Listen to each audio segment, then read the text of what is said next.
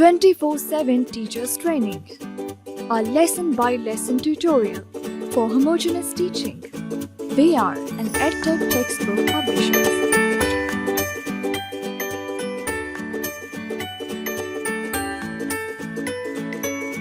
Bismillahirrahmanirrahim. Assalamu alaikum, dear teacher. I welcome you on behalf of the Snowman publishers to an online tutorial on part 4 of chapter 1 of Science Grade 5, which covers classification of living organisms, and we'll be covering the topic biodiversity. The video will cover extinction and endangered animals, human impact on biodiversity, conservation of biodiversity. So let's get started with the teaching plan. Greet the students with a smile and ask them how they are. This will help develop a welcome rapport of yourself with the students so that they are comfortable in giving responses and asking questions. Then start introducing the lesson with a quick recap of what the students already know. Remember to always start building a new lesson upon the previous knowledge of the students.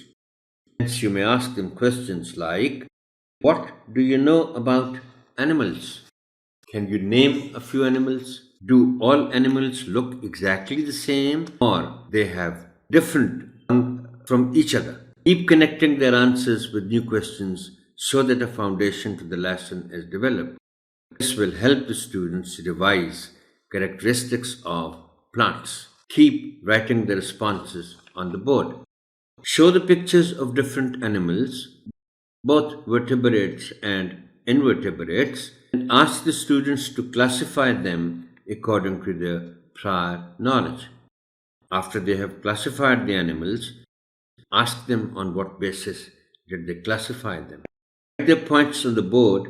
Now, with the help of the textbook, tell the students about the classification of animals and the two main groups they are classified into, that is, the vertebrates and the invertebrates. Show the students pictures of different vertebrate animals. Ask them to observe them closely and try to group them on the basis of similarities and differences among them. After all the students have classified them on paper, ask them what similarities and differences did they use? How many groups did they make? Now, with the help of the textbook and the board, tell the students about the 5 classes of the vertebrate animals. Now, one by one, discuss each class in detail. Show them the pictures of the members of each class. Make a list of the prominent features of each class on the board with the help of the students. Just like the vertebrate animals, show the students pictures of different invertebrate animals. Ask them to observe them closely and try to group them on the basis of similarities and differences among them. After all the students have classified them on paper, ask them what similarities and differences did they use? How many groups did they make? Now, with the help of the textbook and the board, tell the students about the 5 groups of the invertebrate animals. Now, one by one, discuss each class in detail. Show them the pictures of the members of each class. Make a list of the prominent features of each class on the board with the help of the students. With the help of the students, quickly recap the lesson. Try and make the student participation more.